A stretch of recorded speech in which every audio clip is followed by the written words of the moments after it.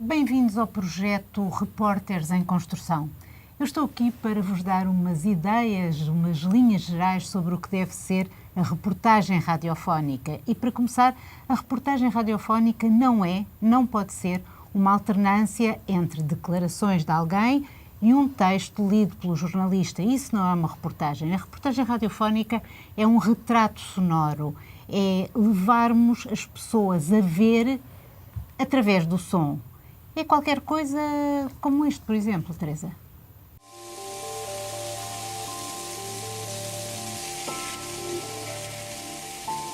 Aceito o desafio de fechar os olhos e abrir os ouvidos. Até aqui é fácil perceber que este som é de água que corre. Muita água, talvez uma torneira gigante que alguém se esqueceu de fechar. Mas a partir de agora começa a ser mais complicado ver o que se ouve. E, no entanto, continua a ser a água a provocar estes ruídos.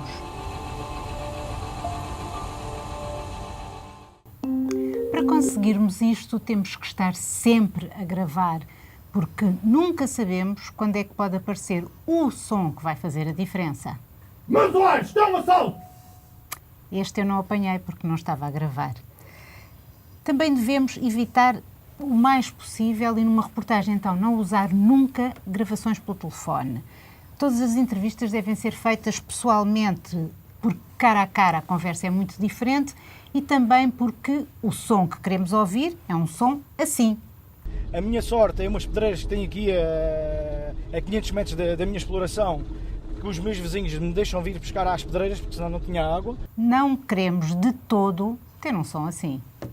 De uma forma construtiva, vamos aumentar a variedade, vamos aumentar o tipo de produtos disponíveis, com duas diferenças.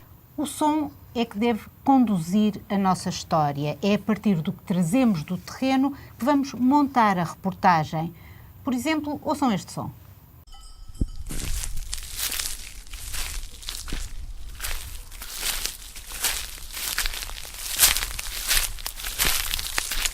Este som remete-nos para onde? Para um chão seco sobre o qual estamos a caminhar. Portanto, mal ouvimos este som, percebemos que estamos num local de seca. O nosso off, o nosso texto, o texto que escrevemos e depois vamos ler, deve servir para enquadrar e para fazer a ligação entre os sons que trazemos do terreno, e isso já não é nada pouco. Temos outro problema. Quando fazemos a reportagem, achamos sempre que o tempo que temos disponível é pouco e gostaríamos de poder fazer a reportagem maior. Isso leva-nos a cair na tentação, por vezes, de cortar demasiado os sons. E não nos podemos esquecer que todas as pessoas respiram e, portanto, quando fazemos estes cortes só para poupar alguns segundos, acabamos com declarações assim. Que eu gosto imenso de música, eu não vivo sem música. Estou nas Adefeiras, como disse, há 19 anos, tenho muitos bons momentos que fazem parte da minha vida. Ora, o que a senhora disse foi isto, mas não foi só isto, e a frase dela, por inteiro, é bastante mais interessante. E tudo, porque eu gosto imenso de música, eu não vivo sem música, não é só tradicional, para mim música é música. E gosto imenso. E estou nas Adefeiras, como disse, há 19 anos e tenho muitos bons momentos, não dá para explicar, e fazem parte da minha vida. Por vezes temos a tentação também de achar que acrescentar música a uma reportagem significa sonorizá-la. A música é importante, quando é bem escolhida, valoriza um trabalho, mas, sobretudo, o que nós queremos fazer é transportar quem nos ouve para dentro do sítio onde estamos a fazer a reportagem. Por exemplo, assim. Está uma desgraça. As dores que o senhor sente é dos dois lados? É. Esses dois aqui, senhor Horácio, sente dor neles? Uhum. Um ou outro, ou os dois? Os dois. A broca até arrepiava, não era? Estávamos mesmo dentro do consultório do dentista.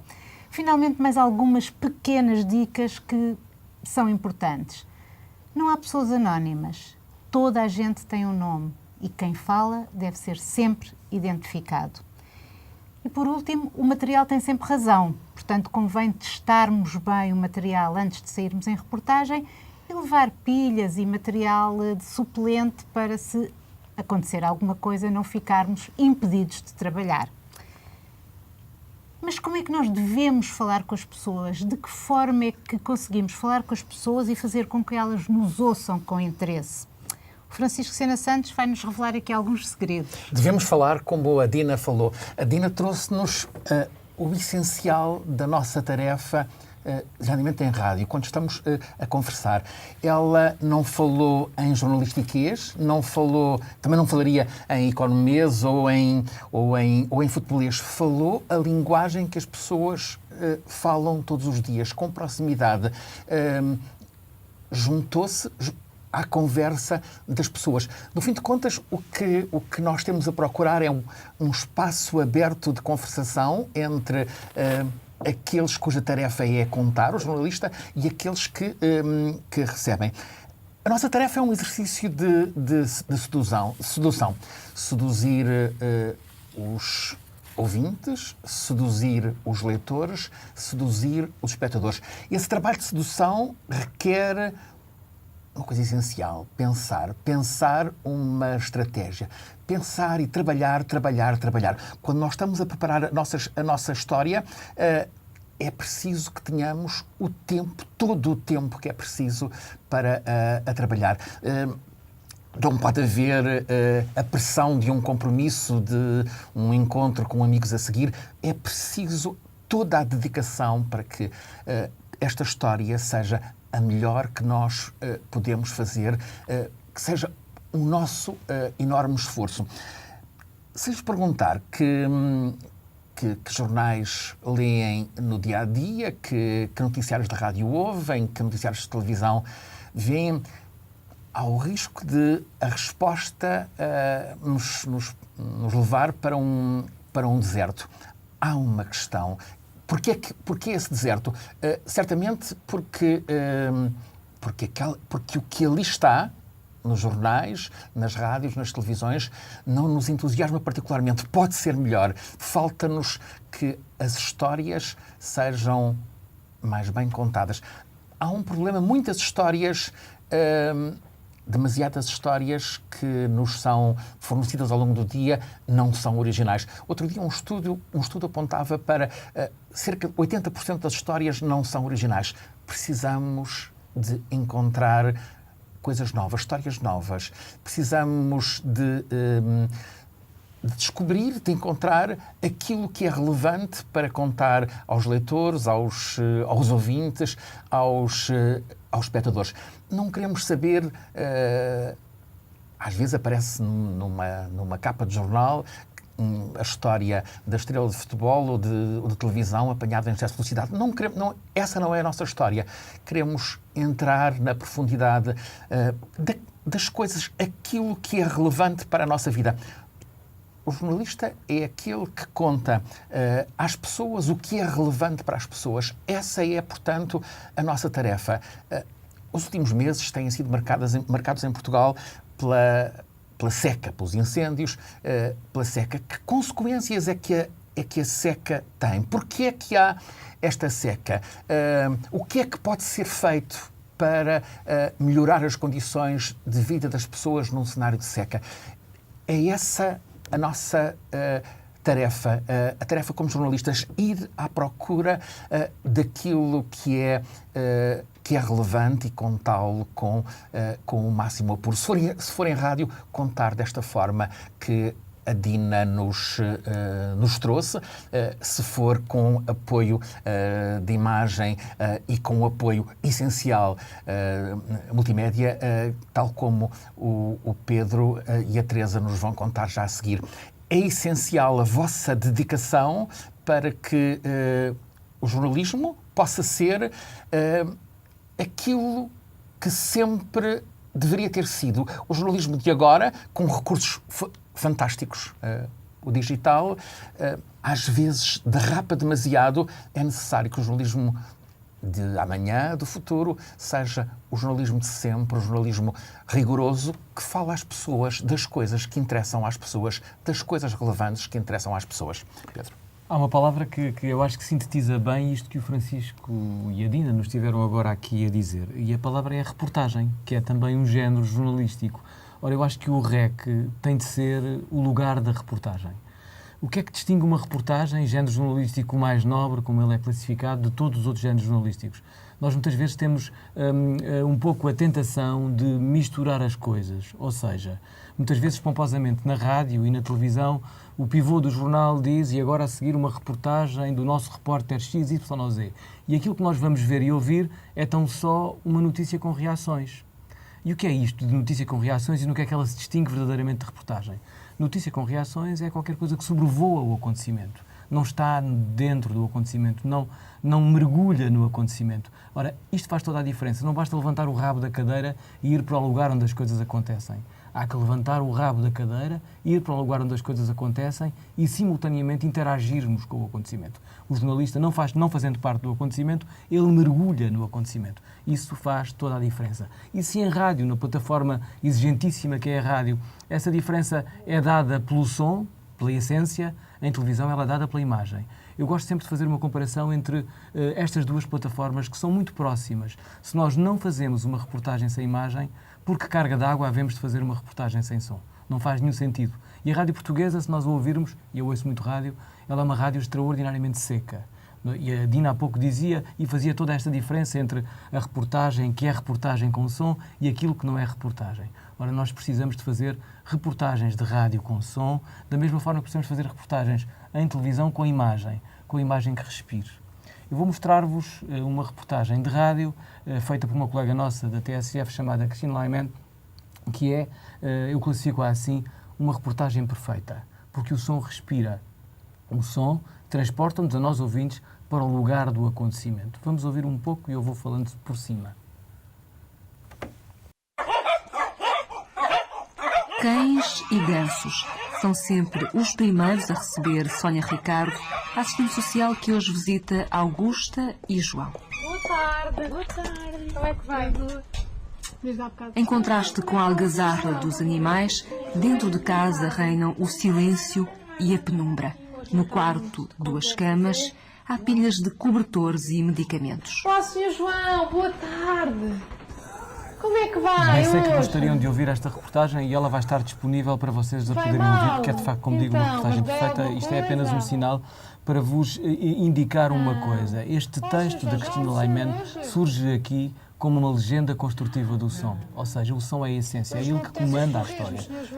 Ela caracteriza através do texto o som dos animais que nós não estamos a ver, ela caracteriza através do texto o cenário daquele quarto, ela com uma dignidade imensa fala de uma história muito densa, que é sobre doentes terminais, e a forma como ela coloca esta ênfase do texto dentro da história é verdadeiramente extraordinária. Há um pedaço nesta reportagem, que é um pedaço que eu caracterizo como uma boa imagem daquilo que eu gostaria de vos mostrar, que é quando ela, mais à frente na história, quase devemos estar por lá a chegar, ela entra num carro e nós percebemos que estamos num carro antes ainda dela o dizer. Ela nem precisa de o dizer, apenas legendar construtivamente. Vamos chegar lá. Carapaus secos, porque sabe, de vez em quando a gente íamos passear a Nazaré e compramos lá carapaus daqueles, para que ser com batatas e isso.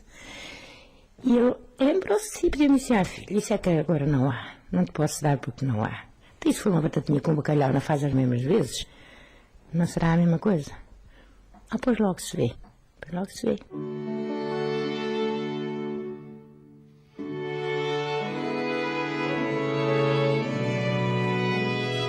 Uma nota para esta utilização da música. Ela, com a música, faz uma passagem suave entre o particular, a história de onde sai, para um lado mais abrangente, mais de enquadramento. É onde está agora. E a seguir o carro. 45 utentes, morreram 16. Hoje, Sónia Ricardo leva o almoço a uma nova utente. Olha, o que é que temos hoje para o almoço? É carne assada com puré de batata, salada e sopa de legumes. O carro velho cheira a comida, vai resistindo aos solavancos do caminho de terra batida. Parece um pormenor sem nenhum interesse, mas esta passagem do carro demonstra bem o comando do som. É o som que comanda a história. Ela, como digo no texto, limita-se, com muita informação, a legendar construtivamente este som. Há outras formas de nós agarrarmos uma história e de lhe darmos a essência que o som requer. Por exemplo, esta é em inglês, esta que vos vou mostrar agora, apenas um pedaço, para percebermos que há aqui uma outra possibilidade. Não apenas esta, que é muito exigente e muito trabalhosa, de pormos o som a comandar a história. Esta é a jornalista que está a fazer uma história extraordinária sobre um encontro de bispos que se debruçaram sobre questões relacionadas com a família e o sexo, isto no Vaticano, e a forma como esta jornalista interage com um jovem bispo e, simultaneamente, os dois tentam entrar num lugar onde depois vamos perceber o jornalismo não pode entrar. Mas ela faz isso com uma espécie de direto, ou seja, ela no momento em que está a assistir a este episódio percebe que ele é determinante para a história e faz uma síntese do momento. É uma coisa verdadeiramente interessante. Vão ouvir. Well, here we are in St. Peter's Square.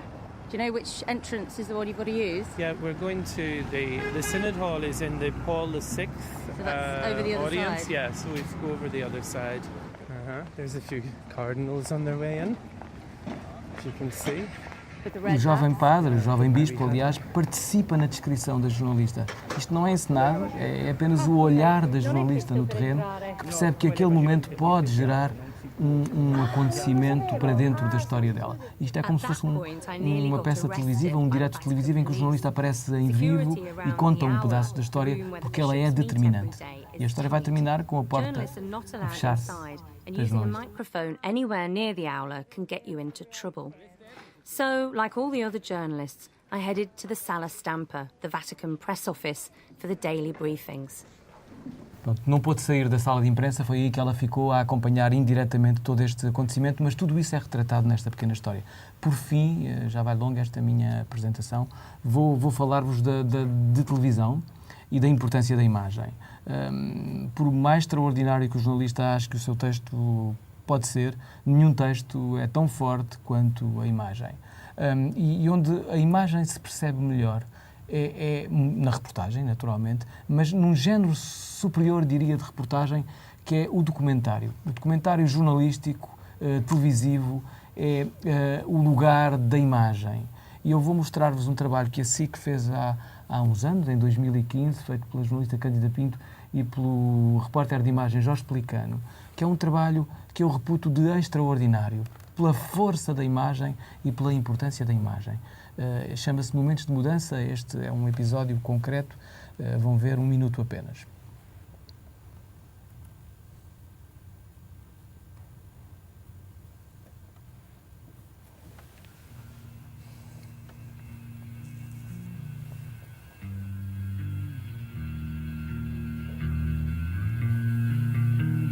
Não vão precisar de texto porque a Alexandra, a protagonista, vai contar a história. Agora é um momento crucial na minha vida. É acabar o secundário, é os exames nacionais, é realizar o sonho de ir para a faculdade. É um momento da minha vida que é decisivo. Sou a Alexandra, tenho 19 anos, sou de Selmos, moro com os meus pais. Adoro psicologia, é uma coisa que me fascina, que eu não consigo explicar. Foi no 5º, 6º ano, era acidosa, não é? Aquela coisa do sai daqui, acidosa, não me toques, e caralho. Era horrível. Sou igual às jovens da minha idade, porquê? É difícil explicar porque é que não sou igual, não é? Tenho um pequeno acréscimo, que é o HIV. De resto, eu faço exatamente uma vida igual e é difícil explicar porque é que sou diferente. A Alexandra, de facto, é diferente e esta história explica bem essa diferença e a forma como os jornalistas interagiram com imensa dignidade com esta diferença, porque não basta apenas ter uma boa história, há que saber contá-la. E em televisão, a exigência desta plataforma é de tal forma intensa que saber contar a história é pensar primeiro na imagem e na forma como a imagem vai conduzir a história. Só para terminar, se o som, obrigatoriamente, deve conduzir a história de rádio, a imagem, obviamente, deve saber respirar. Nós devemos deixá-la respirar o suficiente para que seja a imagem a comandar a história. E depois há um registro onde tudo isto se cruza, onde tudo isto se mistura, que é a plataforma do momento, e a Teresa, ninguém melhor do que ela, pode falar sobre o multimédia. Chegamos então ao multimédia. E o que é o multimédia? Para começar, acho que podemos aqui desfazer duas ideias erradas que as pessoas normalmente têm acerca do multimédia. Normalmente, quando ouvimos falar de multimédia, pensamos numa coisa que é muito difícil de fazer ou então é muito simples, como, por exemplo, o multimédia permite ter texto, permite ter vídeo, permite ter áudio, ter fotografia. Isto não quer dizer que todas as peças multimédia têm de ter todos estes elementos. Por outro lado, também não quer dizer que basta termos uma câmara ligada e assim despachamos o multimédia e está feito. Eu trouxe aqui alguns exemplos de sites portugueses, de trabalhos multimédia feitos cá em Portugal, e pedia-vos para passarem algum tempo a ver estes exemplos e fazerem um exercício de pensarem como é que vocês poderiam fazer um trabalho parecido com este. Que material iam precisar, assim como quando fazemos uma reportagem multimédia, de rádio, como a Dina disse, temos de testar o gravador, numa reportagem de televisão temos de testar a câmara, numa reportagem multimédia temos de saber como é que queremos contar a nossa história, com que elementos, e depois ir para o terreno já preparados. Os exemplos que eu tenho aqui, tenho coisas diferentes, tenho uma fotogaleria. Isto não é uma fotogaleria tradicional porque também tem texto, mas é só para mostrar que existem várias maneiras de pensar os trabalhos. Temos um vídeo que vive sozinho, com todas estas características. Olá, eu sou a Raquel, estou na colchoneta há 2 meses, procuro um casal apaixonado, alegre, com vontade de construir uma família. É isso que paga o jornalismo, não é? Ok, toda a colchoneta, estás bem altos, vão que eu estou lá, vocês querem. Os anúncios nunca se pode fugir.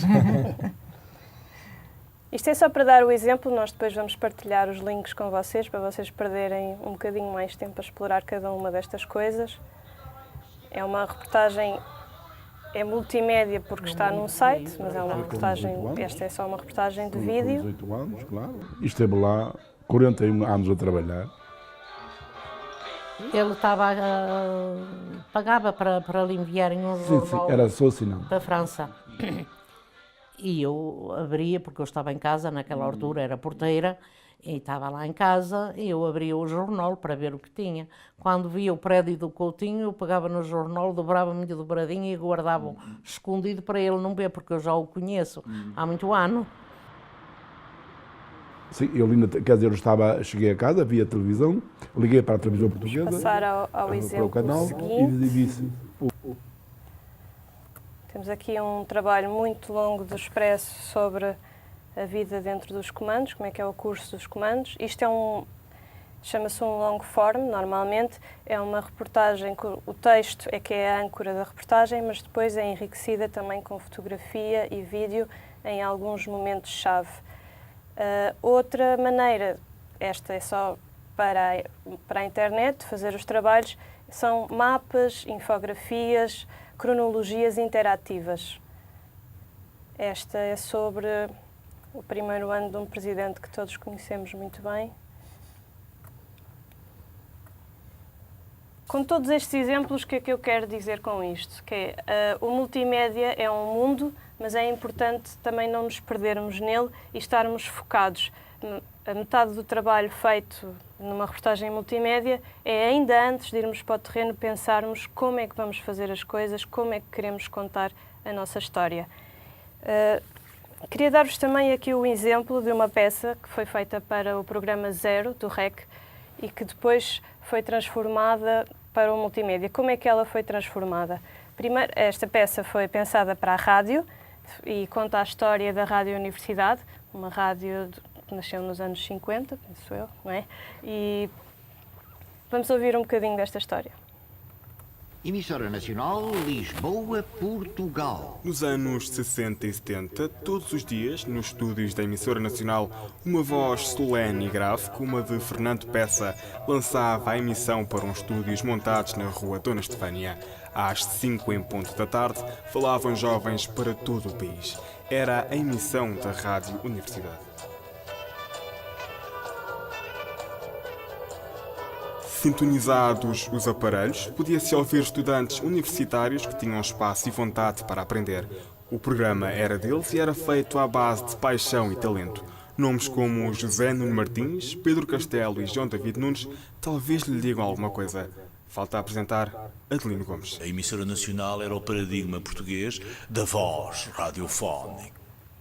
Como podem ver, esta é uma reportagem de rádio cheia de sons, sonorizada, muito boa, mas não serve no multimédia assim como está. O que é que fizemos? Tínhamos aqui uma entrevista com o Adelino Gomes, uma entrevista que também era fantástica e que fica, claro que não cabe toda na peça, mas no multimédia, porque não transcrevê-la para o site e deixar que as pessoas, paralelamente à peça, possam ver, ler a entrevista com o Adelino Gomes. Outro conteúdo que pensámos aproveitar para o site foi uma visita que os alunos fizeram com o Joaquim Furtado às instalações, ao prédio onde eram as instalações da Rádio Universidade, que era um prédio abandonado. E os alunos contavam-nos que ficaram com a sensação de que, ao verem o prédio abandonado, era um bocadinho da nossa história que também tinha sido abandonada. Isto é um ângulo que não ficou na peça de rádio, porque a peça de rádio se focou na rádio, nos conteúdos que eram feitos e na maneira como eram feitos, mas por que não aproveitar isto também para o site? A maneira de aproveitar foi sugerimos que escrevessem uma crónica e aproveitámos as fotografias que eles trouxeram dessa visita. São conteúdos que acabam por complementar-se e não se sobrepor uns aos outros e não nos limitamos, como muitas vezes faz, a transcrever uma peça de rádio ou uma peça de televisão e a meter isso no site. Por fim, há só uma coisa que eu queria sublinhar, que é este cruzamento entre o programa de rádio e o site é ideal, mas os nossos conteúdos não precisam de se prender por isso. Pode haver peças multimédia que não entram no programa de rádio e o contrário também pode acontecer. O que vai definir o que é que entra no programa de rádio e o que é que entra no site são os conteúdos que nós recolhemos, são as histórias, é aquilo que nós temos na nossa mão e é isso que deve imperar. Estes são alguns conselhos, alguns bons exemplos, alguns maus exemplos. O importante para quem quer ser jornalista é consumir jornalismo, ouvir rádio, ler jornais, ver televisão, ir aos sites de informação e ver, porque vai começar a perceber o que é bom e o que é mau, que caminhos tem à sua escolha e que caminhos quer seguir. E é também aqui, neste projeto Repórteres em Construção, que nós queremos construir repórteres que saibam escolher o seu caminho. Parece estar.